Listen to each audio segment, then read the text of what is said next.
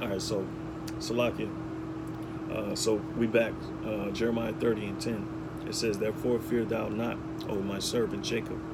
All right, you Israelites, you so-called blacks, Latinos, and Native Americans. It's been proven, all right, without a shadow of a doubt, that we're Israelites, all right? Because our condition, all right, when we look out into the world, all right, first of all, when we read the scriptures, we see the exact things that's written in the scriptures we see happening to our people in the world, okay? It's proof, all right, by process of elimination, that these people who have claimed and been claiming the land, been claiming our name, all right, they don't even call themselves Yasha Allah. They call themselves Israeli, okay? They call themselves by other names, Jewish, Zionists, you know. It's proven that they're not the people, all right? Because what? Why is the scripture saying, "Therefore fear not, O my servant Jacob," said the Lord. It says, "Neither be dismayed," okay? "Neither be dismayed, O Israel, for lo, I will save thee from afar, and thy seed from the land of their captivity," okay? Why is it saying that? All right? And this is perpetual, dealing with Israel. This happened throughout our known existence, okay? Even Daniel, I think 9 and 12 tell you that there's, well, let's get it, you know, because no nation has in the world has been through the amount of trauma that the nation of Israel goes through, continue to go through, and have been through. All right, this is Daniel 9 and 12. It says, "And he confirmeth his words which he spake against us and against our judges that judged us, by bringing upon us a great evil," all right? And i.e. hence slavery, okay? That was us drinking the cup of the Lord's indignation, his righteous anger towards our nation, okay? But we're living in a time where the heathen, these nations around us, all right, who want to be us, okay, they are forwarding our affliction. They have made it worse. Economically, they have made it worse. Psychologically, they have made our conditions worse. Okay, by degrading us, by setting up this pseudo society, these institutions who help push the degradation of our nation. So the question still remains: have you had a part in our demise? Because if so, then you should have something to worry about. Okay, because the Lord is going to tell you plainly. All right, those that despise us, those that devoured us shall be devoured. And that's your greatest fear, okay? The greatest fear is that the Lord is on our side. Let me finish, Salaki.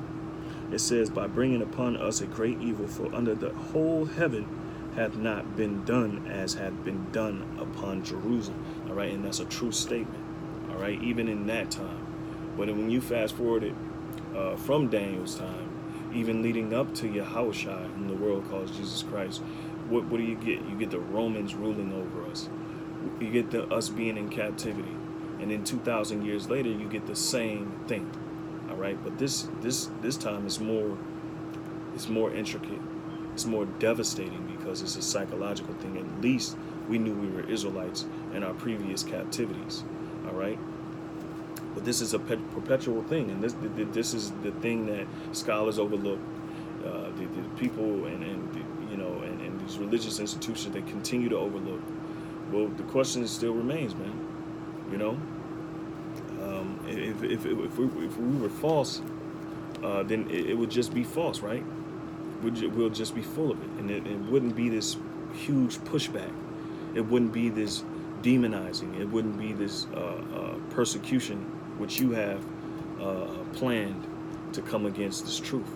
You wouldn't be trying to get us off the corners, all right? You wouldn't be trying to, hey, they're trying to start a revolution. You wouldn't be scared if this wasn't true. If this wasn't true, we'd be out there just talking a whole bunch of crap. And by then, you would have been overthrown us like you did the Black Panthers, like you did certain other groups through COINTELPRO. But this ain't of men. All right, let's get that out in the air. Jeremiah 30 and 10. "Therefore fear thou not, O my servant Jacob, said the Lord, Neither be dismayed, O Israel, for lo, I will save thee from afar, and thy seed from the land of their captivity. All right? And we're still in captivity, okay? It says, and Jacob shall return and shall be in rest. And what is this alluding to? It's alluding to the kingdom of heaven. It's alluding to us receiving our inheritance of the world, and also the heathen, the people of the world, all right? Because just like we served you, you're going to serve us double fold for what you've done to us, okay? All right? And it's plain, it's righteous, it's equity with the Lord, all right? It's fair. It's not fair to you because you're on the other end. And of course you're enjoying your inheritance of the world now. You're enjoying the lavish, the delicacies of the world right now. You're enjoying all the resources while we suffer. All right, while we're suffering, you're enjoying your lives.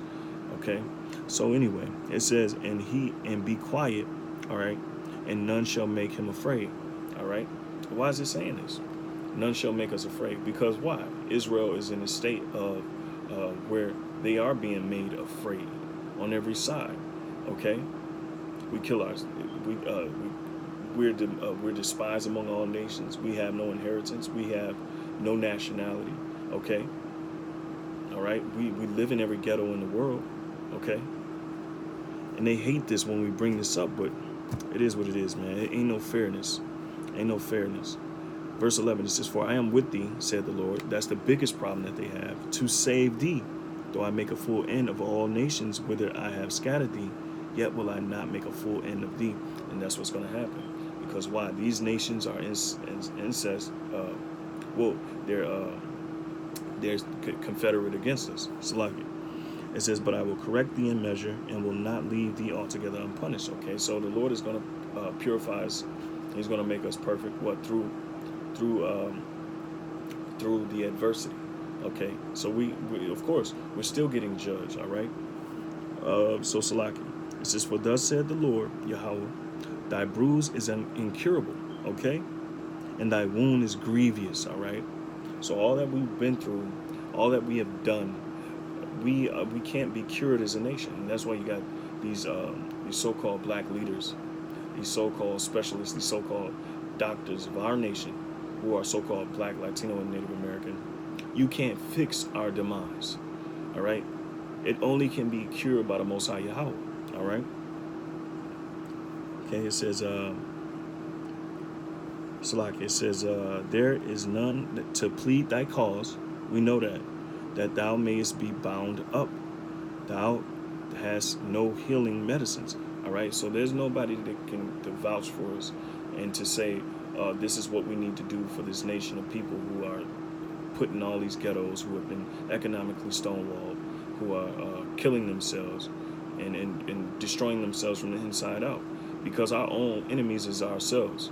Okay, so our greatest enemies is ourselves. But furthermore, only to make the point that we're imploding from the inside out, and that we have, just on top of that, we have other nations who seek our demise as well. Not even our own, it ain't just the other nations, but they you got people of our own nation who sell us out.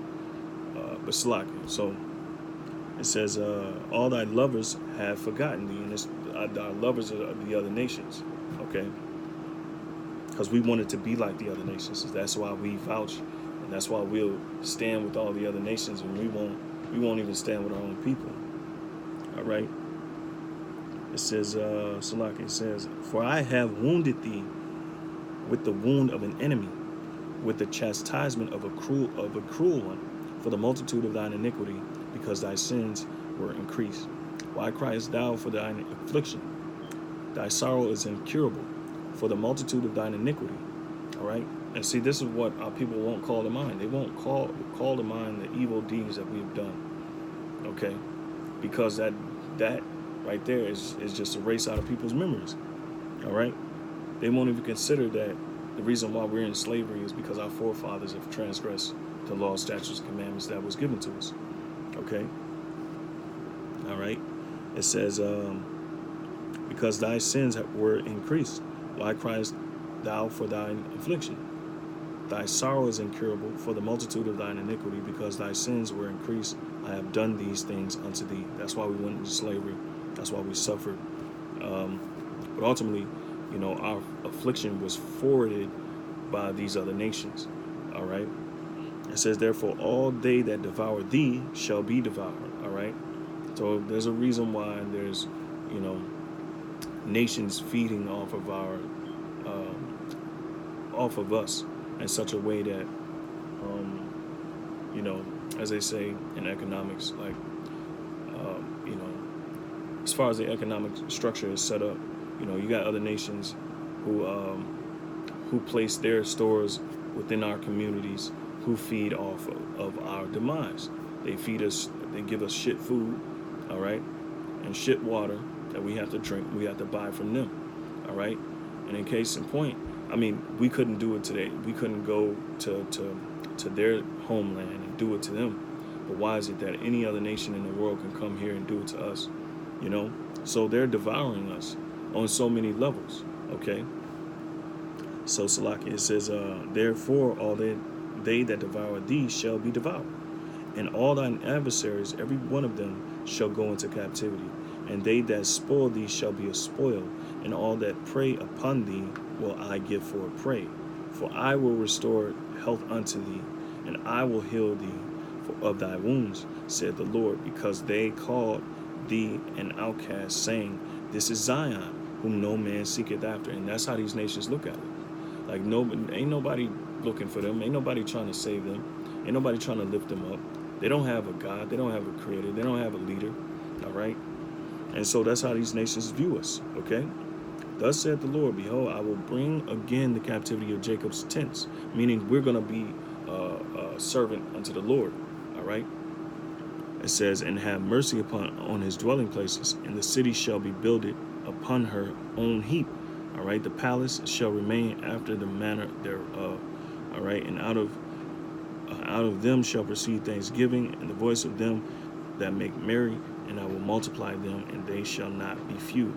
I will also glorify them, and they shall not be small.